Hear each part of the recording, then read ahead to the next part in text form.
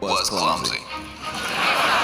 He was that type of person you would ask to grab something from the top shelf for you, and then as he's grabbing it, he's got the height, but he didn't have the grip. So you really just knock something down onto your head. You about to thank him too. You look it up. Thank you so much.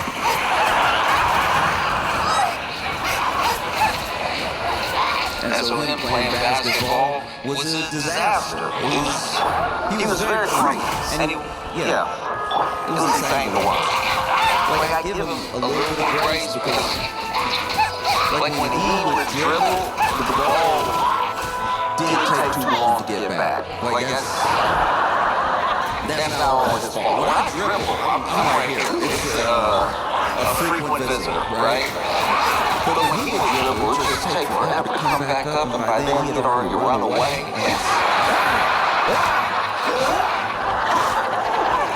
He could do that thing, though. He could do that thing where he could palm the ball. That was wild to watch. Just watching where that ball was holding up like a magic trick of being tall. And he was always getting like on the court. Like, even his hands would tear. He tried to get his leg or his elbow on the side. You never knew how much pressure was applied to the dribble, so instead of being over here one, it's over. Watching it fly away.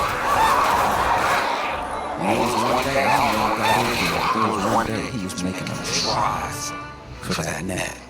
He wanted to get it off for somebody. And so he's running down the court, clearly traveling. There's no way he was ever going to... He's over here with, got both hands on the ball, got the elbow out when people get close with weapons. And then this dude jumps for a dunk. He goes to dunk, and on top of being uncoordinated, on top of being a true waste of height, this young man has no strength in his ankles or calves. So when he jumps for the dunk and he flies forward, there's someone guarding him. And I think even that guy thought he was going to fly over. Because look, he didn't do a simple like jump up, efficient dunk. He fully leg spread NBA logo.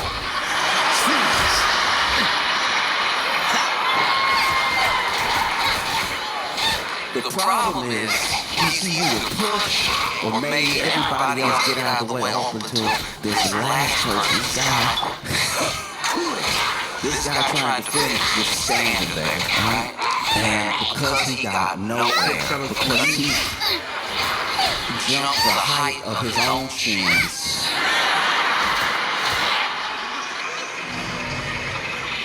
he simply flies into this man. He jumped into him. I've never seen a person jump into another person. Like, he jumped into him like he thought he would go through it, like he thought he would be him. He jumps.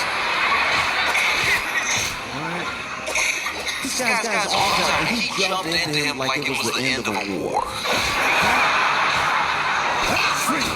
Like they were finally reunited. This man, holding the ball in the air, just jumps forward. Flies into this dude. And never in the history of street ball, I don't think anyone's ever seen anything happen like this. This man probably expected Nicky to fly over. But when he just sort of kept coming forward, at the height, basically the height he was already at. But with his legs spread,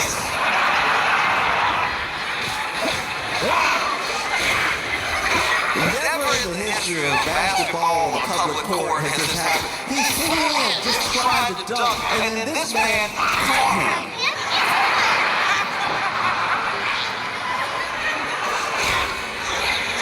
I need to show you that. He caught him.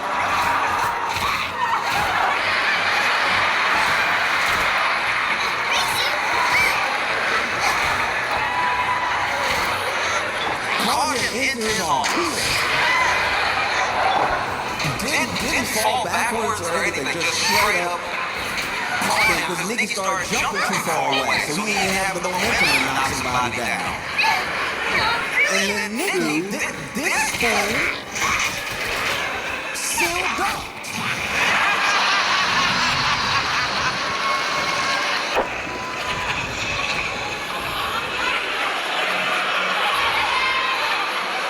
Still dumps. And then had the nerve to let go of the rim,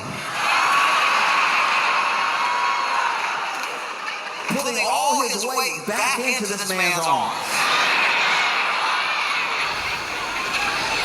Craziest part about it, he was still talking trash the whole time.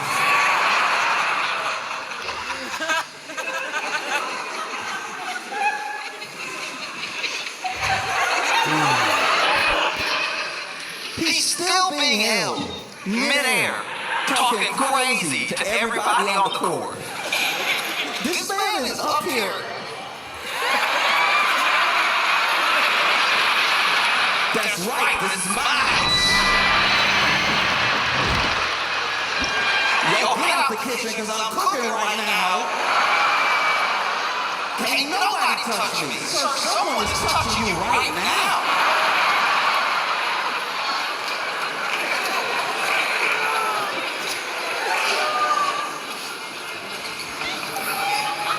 So uncomfortable. And you know, Nicky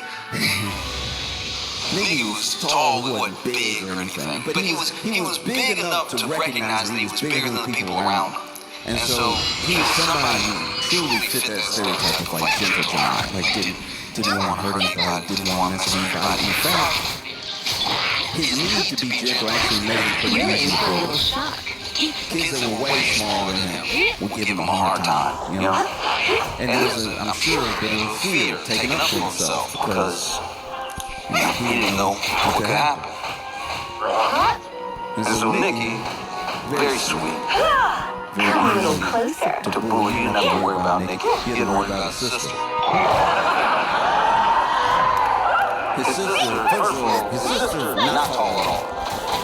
Nicky got all the height in his family. But his sister would see somebody messing with Nicky, and she would come out of nowhere.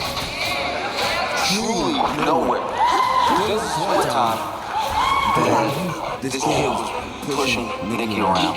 And then finally, Nicky had enough to push this other kid back, right? But then that kid, you know, when somebody's bigger than you, they can take whatever. This kid runs back up, pushing him down as hard as he can. He falls. We don't know where his sister came from. We don't know where she came. Just came. I need to be clear how. We don't know where she came from because she didn't go to the same school.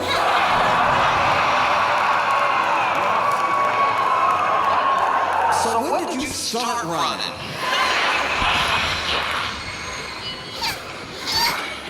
Run. You jump in the air. We all give credit for that star kick to the movie 300. But I had seen it years before. She got a run start and jumped into the air and foot first. Walked up the hill. It looked like, remember the movie Crouching Tiger, Hidden Dragon, where they just sort of kick, and they never came down?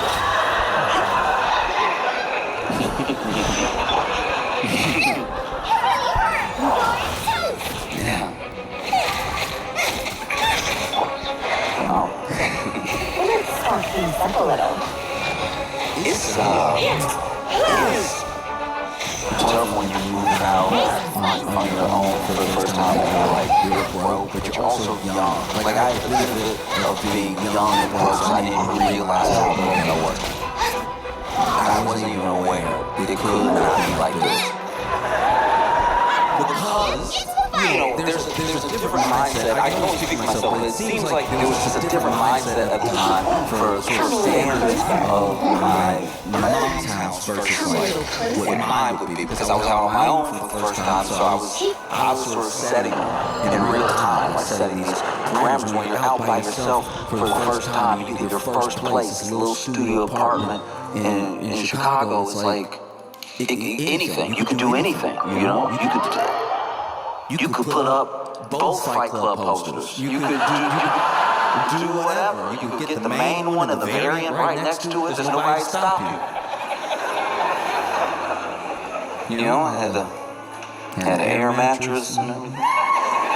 It was just starting out, and so there's some things that I think other people would have clicked right away. We should do something about it. It just didn't happen for me. Not in my head right away. Like for instance, when I would have somebody over and my fridge worked, but it didn't work hard. Like my fridge would do the fridge things, but just not all the things a fridge is supposed to do. I'd have somebody over, and then I'd offer them something to drink. I'd grab them something to drink, and I knew the cold spots of the fridge, because the whole fridge wasn't cold, right? There was stuff like the crisper was crispy. The crisper was perfect. Anything you really wanted to keep, you put in the crisper. But other stuff you just had to be like, well, that's just a regular shelf. That's basically a cabinet shelf.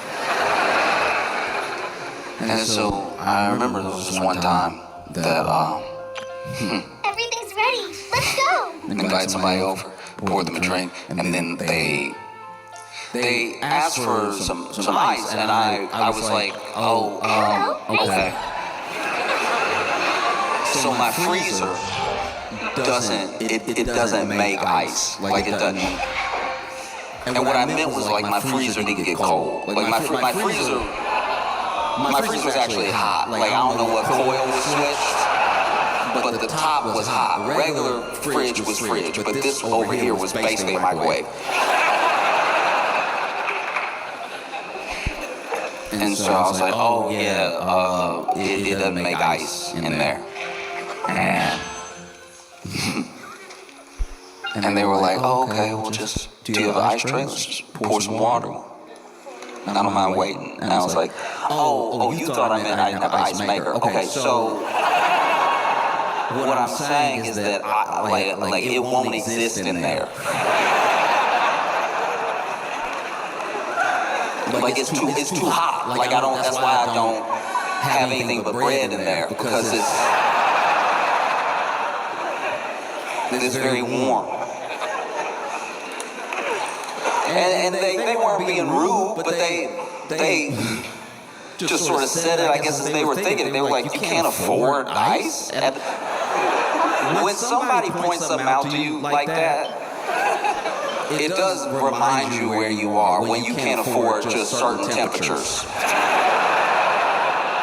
That's a level of broke. That's a breakthrough of broke, to not be able to afford enough cold near you.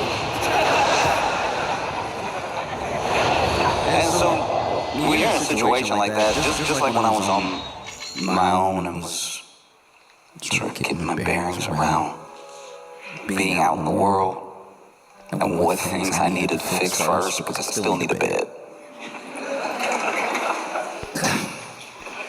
I finally got a bed, and when I got that bed, okay, first of all, I got the bed off Craigslist, so don't.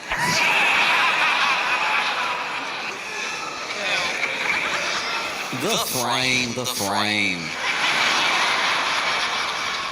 I say whole bed as if it's a whole bed, because, if you just got a mattress on the floor, that's a mattress on the floor. You can't call that a bed. So I got my bed frame off Craigslist, and then bought a mattress and everything. That took some saving. For a little while, the air mattress was on the bed frame. Because if you did look too fast, it looked regular.